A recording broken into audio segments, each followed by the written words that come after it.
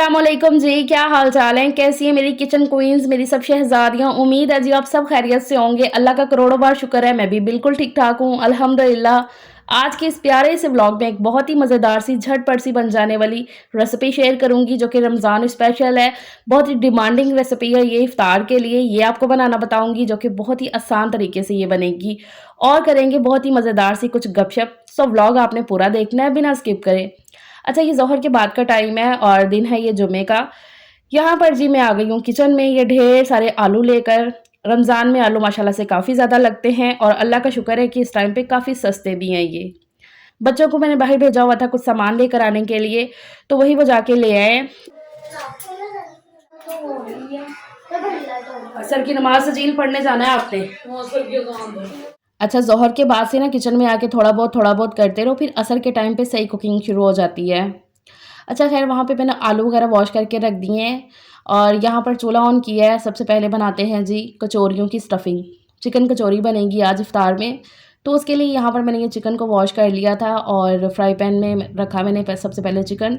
Boneless chicken मैंने लिया है, 4-5 पीस ही मैंने लिए हैं क्योंकि मुझे सिर्फ़ अभी के लिए बनानी थी और कचौरियाँ वग़ैरह ना वो आप फ्रीज़ भी करके नहीं रख सकते हो। तो इसके लिए यहाँ पर मैंने ये थोड़ा-सा चिकन ऐड किया फ्राई पैन के अंदर और इसमें कि 2 ढाई कप पानी ऐड कर दिया है, जिसमें ये चिकन अच्छे से गल जाए। साथ में मैंने थोड़ा-सा नमक और काली मिर्च का पाउडर डाला है और अदरक लहसुन पेस्ट भी 1 छोटा चम्मच भर के डाल दूँगी। इससे ये होता है कि चिकन की रॉ स्मेल ख़त्म हो जाती है और ये 2 ही मसाले डालने से चिकन फीका नहीं लगता, इसमें भी अच्छा-सा टेस्ट आ जाता है। तो बस ढक्कन ढक के इसे मैंने पकने के लिए छोड़ दिया है। आज मैं वैसे चिकन कचौरी बना रही हूँ, लेकिन मुझे ना दाल की कचौरी ज़्यादा पसंद है, वो भी मैं बनाती होती हूँ। लेकिन भई जब बच्चों के लिए ऐसी चीज़ बन रही हो ना, तो इनके हलक से चिकन के अलावा कोई चीज़ हो तो इतनी अच्छे से उतरती नहीं है हलक से। इसलिए फिर मैंने ना चिकन की कचौरी बनाना मुनासिब समझा, क्योंकि मेरे सजील को काफ़ी ज़्यादा पसंद है। वो पहले रोज़े से लगा हुआ है, मम्मा आपने कचौरी किस दिन बनानी है? तो मैं ऐसे कह रही थी कि माशाल्लाह से काफ़ी रोज़े हैं, तो इंशाल्लाह किसी न किसी दिन बन जाएगी, आप टेंशन ना लो। तो आज फिर फाइनली ये कचौरियों की बारी आ ही गई थी। अच्छा जी, वहाँ पे मैंने चिकन तो रखा ही हुआ पकने के लिए, साथ-साथ अपने दूसरे काम भी करती जा रही थी। अब यहाँ पर मैंने कहा आटा गूँध लेते हैं। अच्छा, मैं आपको बताऊँ सिर्फ़ और सिर्फ़ 1 प्याली से ये एक कटोरी से ना आप 6 से 7 कचौरियाँ बना के तैयार कर लोगे, जो कि बिल्कुल साइज़ में ठीक होती हैं। मतलब आपकी पूरी फ़ैमिली का इफ़्तार जो ना 1 कटोरी में बन जाएगा ईज़िली।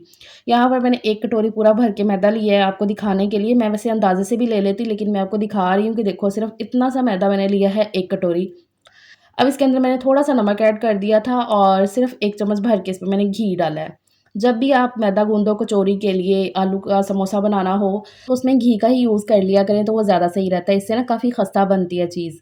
यहाँ पर अब मैं घी और नमक अच्छे से मिक्स कर लेती हूँ आटे के अंदर और बस फिर थोड़ा-थोड़ा पानी डाल के ना इसकी अच्छी-सी सॉफ्ट डो बना लेनी है। इसको सख्त रख के बिल्कुल नहीं गूँधना है। जब भी आप कचौरी के लिए आटा गूँधो, तो उसको हमेशा सॉफ्ट ही गूँधना है। तो इस तरह का मैंने आटा गूँध के तैयार कर लिया है। अब इसको मैं कवर कर दूँगी। तो यहाँ पर कवर करने के लिए ना मैंने शॉपर का इस्तेमाल कर लिया, तो इससे जो ना अच्छे से ये कवर हो गया है। मेरी यही कोशिश होती है कि जितने बर्तन मैं साथ-साथ धोती हुई चलूँ ना, चाहे 1 या 2 इकट्ठे हुए ना, तो बस उनको मैं साथ-साथ ही धो लूँ, तो वो ज़्यादा बेस्ट रहता है। ये चीज़ को बताने का मकसद ये होता है कि रमज़ान में ना माशाल्लाह से जितना बाकी सारी चीज़ों में बरकत होती है, उतने ही बर्तनों में भी बरकत होती है। तो इसलिए ना अपनी ही आसानी के लिए जितना भी अपने लिए आसानियाँ पैदा कर लो ना, उतना सही रहता है। तो ये बस छोटी-छोटी सी चीज़ें होती हैं, जो और करने लायक होती हैं कि अगर इनको साथ-साथ करते रहो, तो वो ज़्यादा बेहतर है। बाकी ये है कि अपना ध्यान, अपनी जो आँखें हैं ना चारों तरफ रखनी होती हैं किचन में, तो यहाँ पर ज़रा-सी नज़र हटी तो दुर्घटना घटी वाली बात हो जाती है। यही चीज़ मेरे साथ हुई, बच्चों ने आवाज़ दी, उनकी कोई बात सुनने लग गई, तो यहाँ पर जी चिकन मेरा बस जलते-जलते बचा है, साथ लगने ही वाला था। तो बस मैंने आके जल्दी से चेक कर लिया है। अच्छा, यहाँ पे चिकन अच्छे से गल गया था, अब इसको जो है ना श्रेड करना था। इसको श्रेड करने के लिए ना मैंने ये 2 फ़ोर्क उठा लिए हैं। इस तरह से एक फ़ोर्क के साथ बोटी को होल्ड कर लो, दूसरे के साथ ऐसे श्रेड करते रहो, तो चिकन आसानी से ज़रा हो जाता है श्रेड। और वैसे भी गरम था, तो हाथ से करना मुश्किल हो जाना था और इफ्तार के टाइम पे ना फिर वेट भी नहीं किया जा सकता कि ज़रा ठंडा होने दो, फिर करते हैं। हर चीज़ की ना ज़रा जल्दी मची होती है, चाहे जितना मर्ज़ी आप टाइम से लग जाओ, लेकिन फिर भी होता ही है।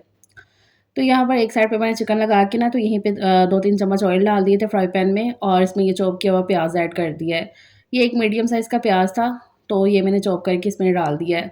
अच्छा, इसमें प्याज़ की क्वांटिटी थोड़ी ज़्यादा भी हो जाए तो और ज़्यादा अच्छी लगती है, लेकिन यहाँ पे ना चिकन की क्वांटिटी मेरे पास बिल्कुल सही थी, इसलिए फिर मैंने प्याज़ ज़रा कम ही रखा है, वरना प्याज़ ज़्यादा भी हो जाए और ज़्यादा मज़े की लगती है। अच्छा, यहाँ पे मैंने प्याज़ को हल्का-सा पका लिया था, इसका क्रंचपन जो है ना वो कायम-दायम रखना है, बहुत ज़्यादा पकाना नहीं है प्याज़ को। तो बस हल्का सा उसे मैंने पकाया और उसके बाद चिकन के अंदर मिक्स कर दिया था। और यहाँ पर भी मैंने सिर्फ कुटी लाल मिर्च ऐड की है इसमें।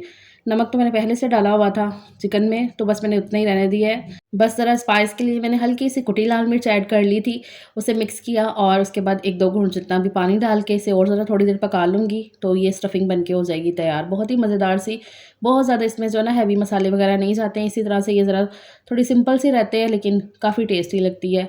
चिकन को बहुत ज़्यादा पकाना नहीं है, क्योंकि जितना चिकन को पकाओ ना उतना फिर ये हार्ड होता जाता है, इसलिए ना हल्का से इसे मैंने पकाया। अभी चूल्हा बंद कर दिया है।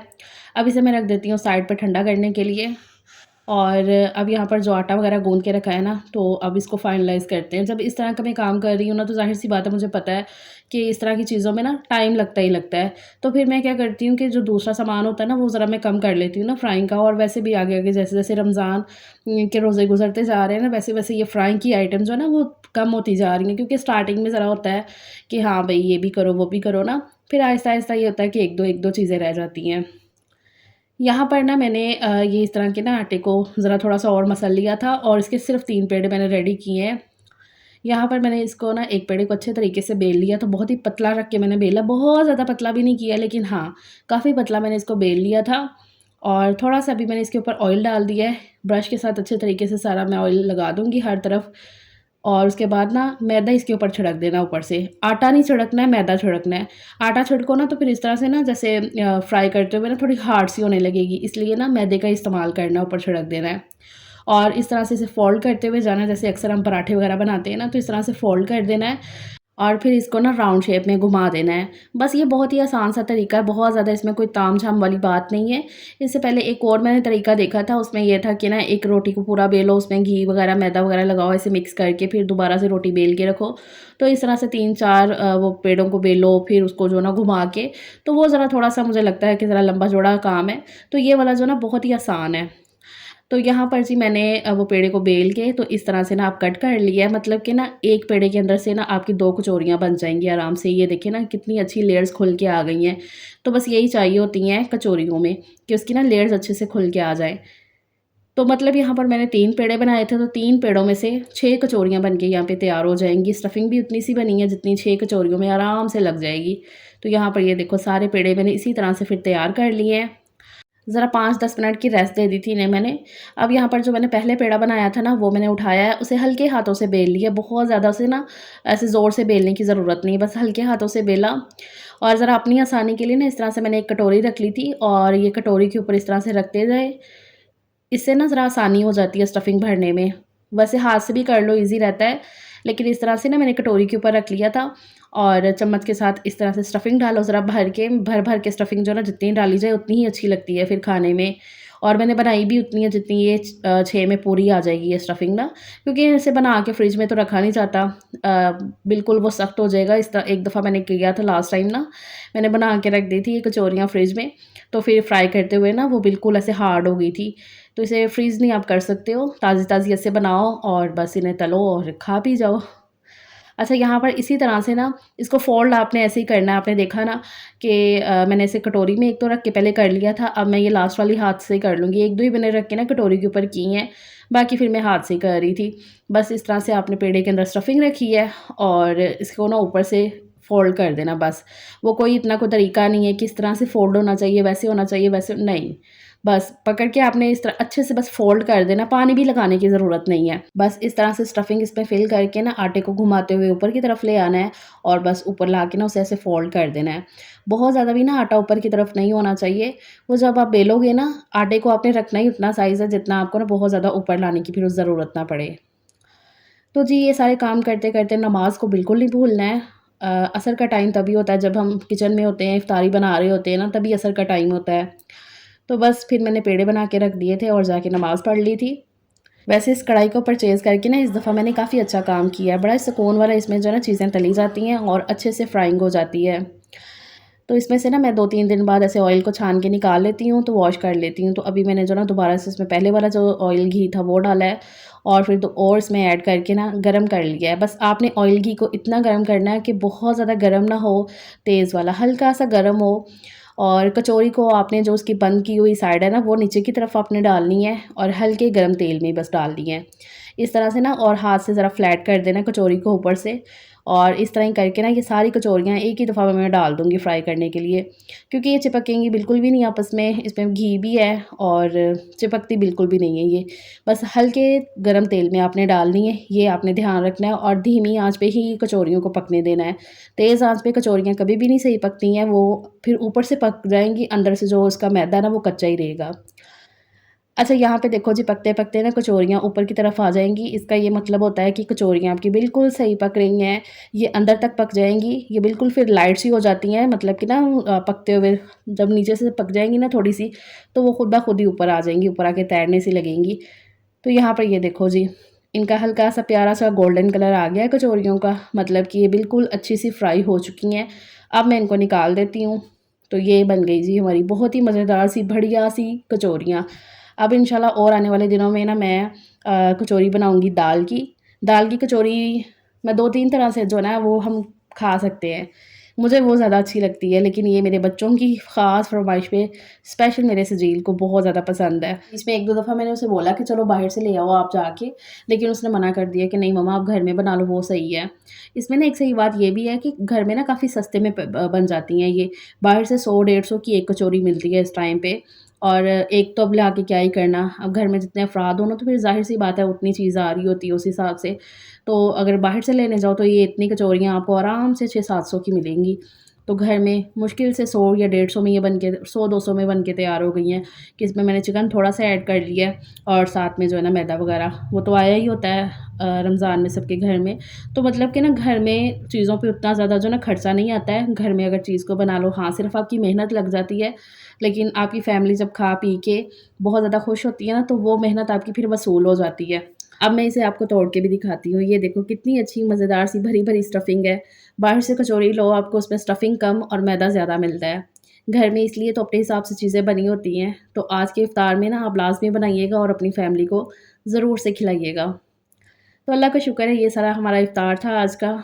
अब इफ्तारी तो हो गई है, इफ्तारी के बाद के जो 2-3 काम होते हैं ना, ये कर लो ना तो सुबह के लिए आपके लिए सुकून ही सुकून है। एक तो भई ये जो बर्तन जमा हो जाते हैं ना, ये धोना बड़ा ही ज़्यादा ज़रूरी है, इनको आप छोड़ ही नहीं सकते हो सुबह के लिए। ये लाज़मी करके सोना है, तभी तो आप जब सुबह उठोगे ना तो उतने ही ज़्यादा फ्रेश होगे।